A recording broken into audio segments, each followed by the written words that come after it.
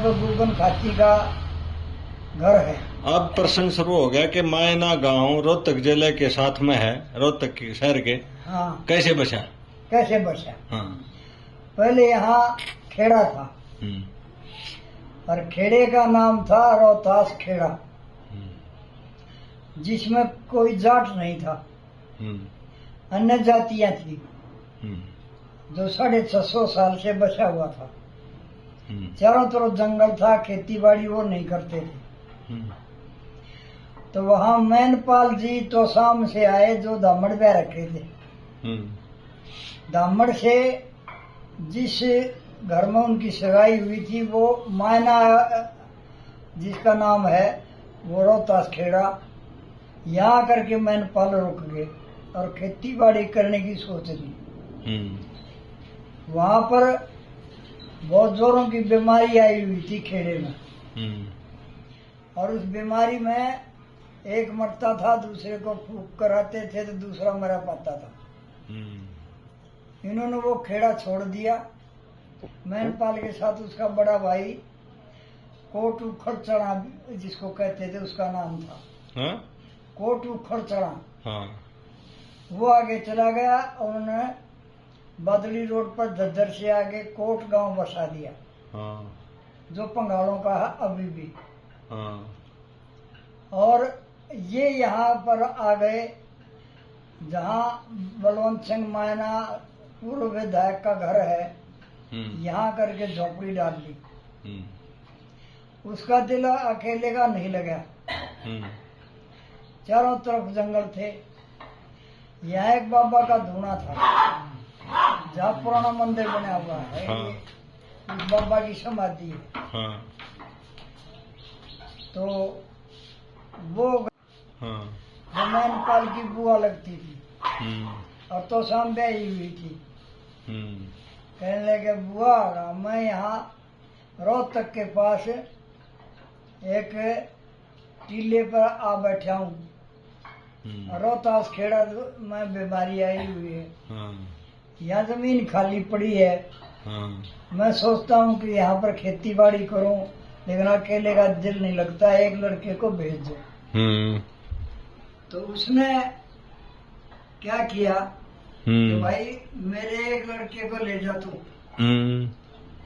वो लड़के का नाम था हेतराम राठी। अच्छा। हेतराम राठी को वो साथ ले आए और दोनों ने झोपड़ी जड़ में डाल ली। हेतराम राठी ने और मैनपाल ने। मैनपाल पंगाल ने। मैनपाल पंगाल ने। हाँ। मैनपाल पंगाल और हेतराम राठी साथ साथ। अब जो पुराना स्थान अगर देखोगे तो वहीं बलवंत मायना के जो रिश्तेदार थे। हाँ। बलवंत मायना पंगाल बना हुआ है। हाँ। वास्तव में ये दमड़ से आए हुए हैं। गोत रिश्तेदार हैं। वो गोत लगा लिया गेल, लेकिन गोत उन्होंने पंगाल लगा लिया। हो जाता है। हाँ, उन्होंने 600 बीघे जमीन हीरा मनसा के बाप पर दादा के नाम से छोड़ दी कि भाई रिश्तेदार आएंगे। वो वापस दमड़ चले गए, यहाँ नहीं रहे। काफी सालों के बाद जब आए तो उनको 600 बीघे जमीन उनके नाम मिली। तो यहाँ की बात आगे बढ़ाते हैं। मैनपाल और हेतराम राठी दोनों बाबा जी रामनाथ के पास गए, जो यहाँ चौपाल के पास पुराना मंदिर और समाधि है उनकी। वो धूना लगाए हुए थे। कहले महाराज जी सलाम, नमस्कार। बाबा जी आदरणीय, आपसे एक निवेदन है कि बोलो भाई, कि खेड़े में बीमारी आई हुई है और चारों तरफ फैली हुई है, यहाँ ना आया ऐसा प्रबंध कर दो। उनके पास बाबा मस्तनाथ जी आए हुए थे। ये लगभग 1750 की बात है। अच्छा। तो मस्तनाथ जी आए हुए थे, जो जवान थे। मस्तनाथ जी का जन्म किसरेटी गांव में हुआ था, और वो भगवान की भक्ति में मस्त होकर के अस्तलबोर के जंगलों में आ गए थे और यहाँ बाबाओं के पास घूमते थे। वो पहुंचे हुए पूरे संत थे। उनका भी 2 बाल्टी ले आओ और ये भस्मी लेकर के मस्तनाथ जी के साथ जाओ।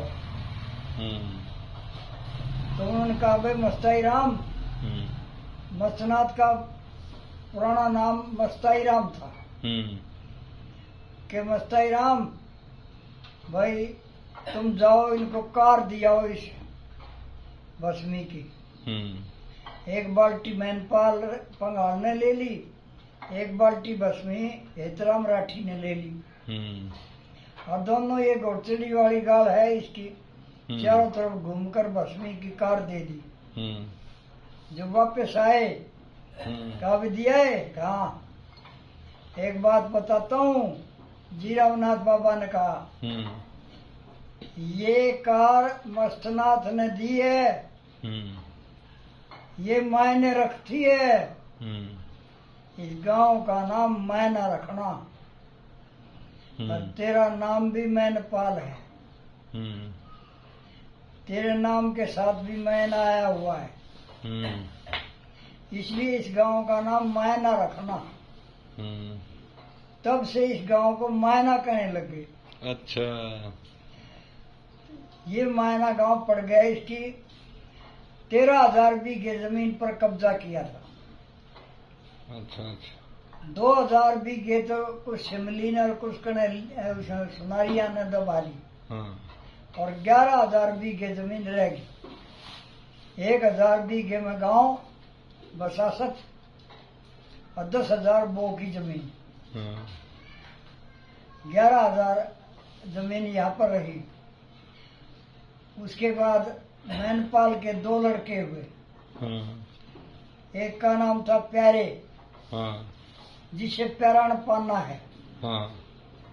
एक का नाम था ब्रह्म, जिससे बड़ा पाना है हमारा। राठी ब्रह्म बड़ा पाने में आते हैं। तो 2 लड़के हुए। मैनपाल की अलग औलाद, उसकी प्यारे की औलाद पैरण पाने में रहती है। ज्यादा विस्तार में न जाते हुए बताता हूँ मैं। और बड़ा में ब्रह्म की रहती है औलाद। तो ये था गांव मान्या का निवास। 600 साल पुराना है। हाँ जी। 600 तो आप सर्वदिन तो 600 कह दोगे, तो 650 कह दो। हाँ, 650 से भी ज्यादा हो गए। हाँ, ज्यादा हो गए। 650 तो उस वक्त थे। हाँ, 700 साल तो 800 साल हो गए। हाँ, 250 और जोड़ दो, बिल्कुल 800-900 साल हो गए। तो ये गांव मायना का शुरुआती इतिहास था। तो ये जो है इसमें किस धारणा के लोग हैं? लास्ट की एक पॉइंट बता दो। मसीह, आर्य समाजी या कुछ कबीरपंथी या कैसे हैं? हमारा गांव सारा आर्य समाजी था। हाँ। बड़े बूढ़े आर्य समाजी थे। हाँ। वो लक्ष्मी चंद का सांग भी नहीं होने दिया करते। अच्छा। केवल लक्ष्मी चंद आओगा और भाई ये गंदी रागनियां सुनाएगा। एक बार मेरे पिताजी लक्ष्मी चंद का सांग ले आए थे। हाँ। गांव के लोगों ने ऐतराज किया। हाँ। झगड़ा हुआ। हाँ। एक नंबरदार था यहाँ पर मायाचंद, उसने कहा मैं सांग नहीं होने दूं। लक्ष्मी चंद जी बाहर निकले चौपाल से, कहने लगे मैं तेरे को श्राप देता हूँ, तेरा लड़का मरेगा। उसने पांव पकड़ लिए, जा तेरा बैल मरेगा। लक्ष्मी चंद जी के कहने के अनुसार उनका बैल गुजर गया। वो डर गए और सांग हुआ। परले पाने के 2-4 थे, कहने का भाई तुम ओबरे में बढ़कर सुन लो मैं क्या गाता हूँ। मेरे दादाजी शंकर हाँ कट्टर आर्य समाजी थे।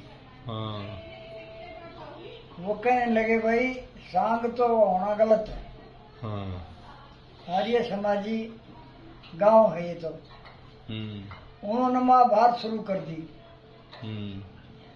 एक दिन ओबरे के अंदर से सुनी, अगले दिन छत पर चढ़ गए, महाभारत की कथा सुनते सुनते उसे अगले दिन आ बैठे और महाभारत की ऐसी कथा सुनाई लक्ष्मीचंद ने, ऐसी रागनियां सुनाई कि सब भाव विभोर हो गए।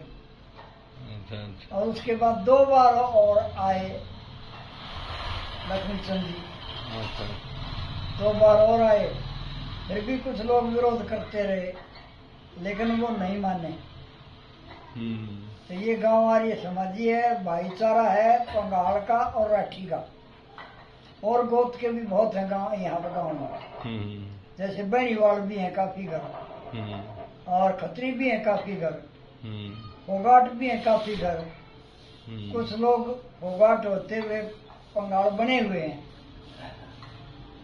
वो सब मिलकर के भाईचारा, 2 आपस में ना तो राठी लेते उनके रिश्ते, पंगाल गोत तो जहाँ मिलता है और नहीं पंगाल राठियों का। आजकल जरूरत कौन लेने की, बालक भाजगा पकड़ा लेंगे। अब तो ऐसा है कि ना बाप माँ की जरूरत ना बाप की जरूरत, किसी की पूछते नहीं। और एक और भी सबसे बुरा कर्म ये आ गया, लिव इन रिलेशनशिप। बेशक विवाह हो रहा हो, वो जाकर दूसरे के साथ रहने लग जाए, ऐतराज नहीं हो सकता। ऐतराज करेंगे तो पुलिस पकड़ेगी। उस शादी के साथ फेरे का भी कोई मतलब नहीं रह गया। यहाँ पर गांव के गांव में हमारे यहाँ 2 विवाह हो लिए और वो यहाँ से गांव छोड़कर भाग गए। नाम लेना उनका अच्छा नहीं, लेकिन क्यों गांव गए, गरनावठी में हुआ था, उन्होंने लड़के को मार कर घसीट कर गिर दिया था और वो जेल में है लड़की वाले। ऐसे ही जगह जगह हो रही है ये बात, हो रही है मर्सी के। एक गांव गवांड और साथ लगते गांव में, एक गोत्र में ये शादी अवैध है। और उससे भी बुरा है लिव इन रिलेशनशिप, बगैर शादी किए कोई विवाहित औरत किसी मर्द के साथ चली जाती है। और ये कैसे हुआ आपको मैं बता दूं। सुप्रीम कोर्ट में सनातनियों ने एक रिट पेश की थी, जिसमें कहा था कि श्री कृष्ण जी गोपनियों के साथ खेलता था, राधा उनकी मित्र थी। जब राधा का और कृष्ण का आपस में रिश्ता न होते हुए भी वो प्रेम था, उसको नहीं रोकते इनका शास्त्र, तो इन अब के लड़कों को और औरतों को क्यों से रोका जाए। आर्य समाज ने वकील खड़ा किया, कहा कि श्री कृष्ण जी के ऊपर दोष लगाना ये गलत है, क्योंकि उनकी मित्रता थी, वो उनकी भगत थी, वो नाते में उनकी पत्नी नहीं लगती थी। लेकिन भक्ति करना तो और उनमें भगवान समझ गए, उनमें आस्था रखना ये कोई गलत बात नहीं, लेकिन अवैध संबंध नहीं थे। इसलिए इस कानून के खिलाफ अब खापें इकट्ठी होने लग रही हैं। कई खापों ने सीएम से मिलकर भी कहा है कि और नहीं तो इस हरियाणा के लिए ये बना दो कि एक गोत्र गांव और साथ लगते गवांड और जो लिव इन रिलेशनशिप का कानून है ये रद्द किया जाए। ये निवेदन है। ये तो शादी वाला शोधन तोड़ा है, खत्म कर दी शादी। कोई कुछ नहीं रहा अब तो शादी का में तो खत्म कर दिया। कोई लड़की जाती है 18 साल तक बच्चा उसको पढ़ती है, माँ बाप सारा खर्च करती है, 18 साल के बाद वो उसको बहका करके वो ले जाता है।